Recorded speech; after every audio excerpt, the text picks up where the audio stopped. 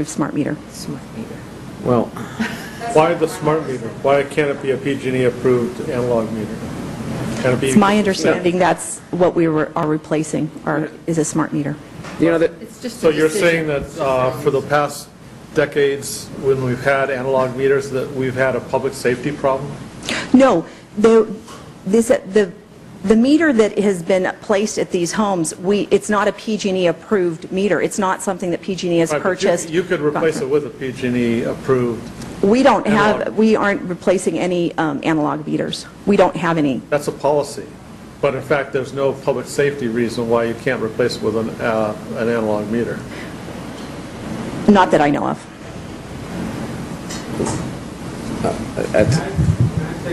No, No, sorry, sorry. the public comment period is over.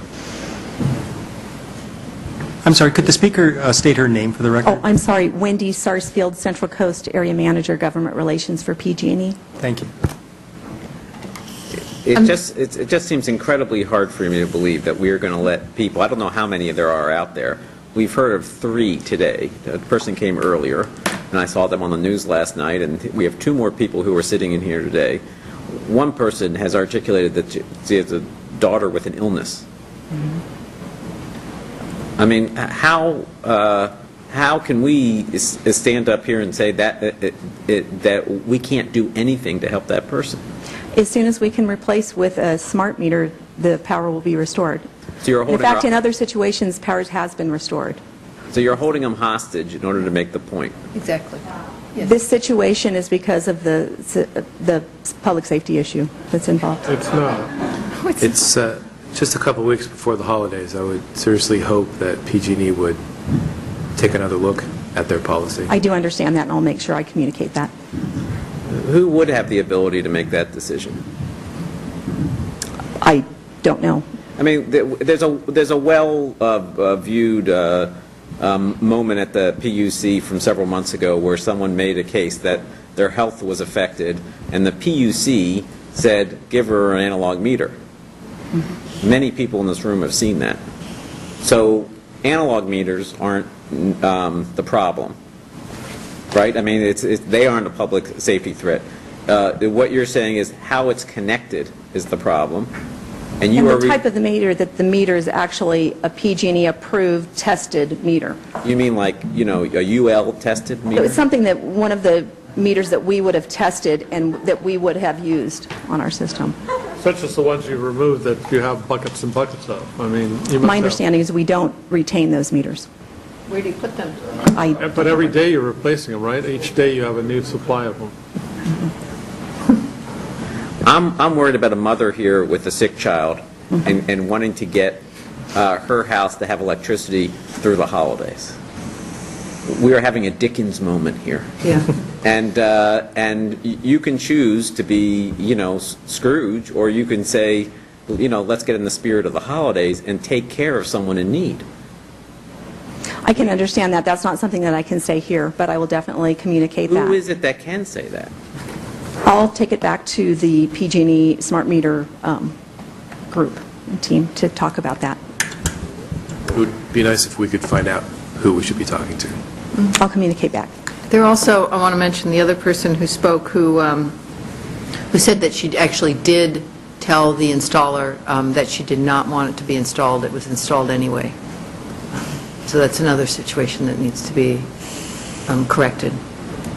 We've made every effort when, this is a situation where we've made every effort when people have told us they do not want a smart meter that we have not installed it. So I don't know what happened in this situation. I know that is correct. I know some people that has happened to, but it seems in this case it didn't work that way from the sounds of it. That's why we've really urged folks to call the delay list number to be put on that, because that gives us a way to track through the process of what happened. And we've gone back and verified that in different situations. Thank you. If I had some power, I can understand why people are angry at the sheriff. Because, Ms. Sarsfield, we're up here and we're trying to protect the public health as well. And we've heard convincing testimony that there are people that are being placed at risk by the actions of your corporation. and as a public utility, it's the kind of thing where people would want law enforcement to get involved and use flash incarceration as a new term we've used here in order to understand what the public health benefits might be of providing electricity to a customer who's in need, who made choices based on the best evidence she had for the health of her family, and now only wants to return until to the condition of the meter that she had before this all began, until there is an opt-out plan, at least until there's an opt-out plan that she could choose to make a choice about. And you know, you're up here and you're telling us you can't do anything, and it's incredibly frustrating for the public, and it's incredibly frustrating for policymakers. The reason we have gotten involved in this whole battle is because the public agency, who should have early on been providing help to consumers, failed in their ability to do that, and it forced local governments to get involved. And we had to take extraordinary action, which is declare a moratorium, in order to get the attention of that public agency. And we've heard from lots of people over the past year about their dislike and distaste for PG&E, and we have not contributed to that, because we're just trying to represent what the people who we're the representatives of want us to do. And there are lots of people on both sides of the debate, but to get down to the end of here we are in the middle of December, and say that we're going to wait a couple more weeks and we're just going to leave people without power through the holidays is completely unacceptable. And for you not to be able to tell us who actually makes that decision, it feeds the concern that people have that there is no decision maker that people can talk to on a consecutive basis that can actually make these decisions. We heard earlier today about the foreclosure problem, and people told about the systemic efforts of banks to not have the same person answer concerns about their loan modification program. That's a systemic effort. There's no way, the number of stories that we've heard, that can be something that just happens in big corporations. And we are trying to try to get to a way to help a few people who are adversely affected by a series of decisions not made by them, not made by us, not made by you, but have a detrimental effect on people in our community. And I would like you to consult with your colleague and find out who it is we could be in communication with, because I want to help Bianca get her power back on. And I want to help the other woman who's here get her power back on, and the gentleman that came today, in a way that they consider safe for their family. And until the regulatory bodies can catch up with the concerns of the community, the state, I think that's something that we have to do. The public utility part, the public in the public utility is serious. You have to be able to represent the people that you serve, and that is a ratepayer. I don't know what her payment record, but this isn't being done because she hasn't paid her bill. This is being done because she did what's in the best interest of her family. I'd like to know who it is we can be in contact with to be able to provide power back to these people who have been cut off.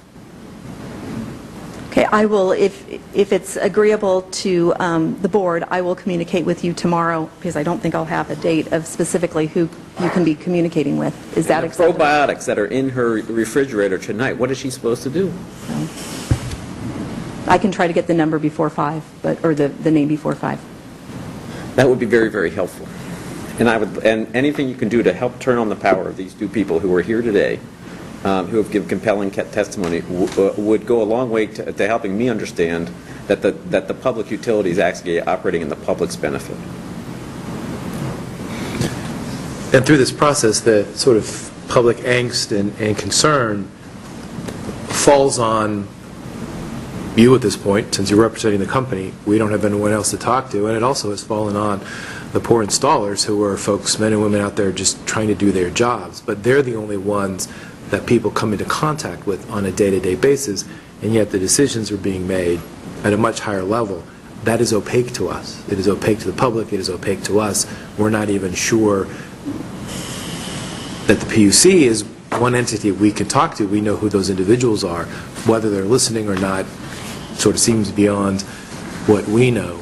But being able to have conversation directly with your organization has been difficult and frustrating. I understand. All right. Any more questions, comments from board members? No, but I... Looking for, there's two motions that we need. One is on item 30 with respect to the letter around the No, we already... opt-out options, and the other is with respect to 51.2. So I'm looking for motions. I'm sorry, we're through with the public testimony. May I please? I've come here 3 times. We are, I'm sorry, we are done with the public testimony. No, I'm sorry, we're moving. Thank you.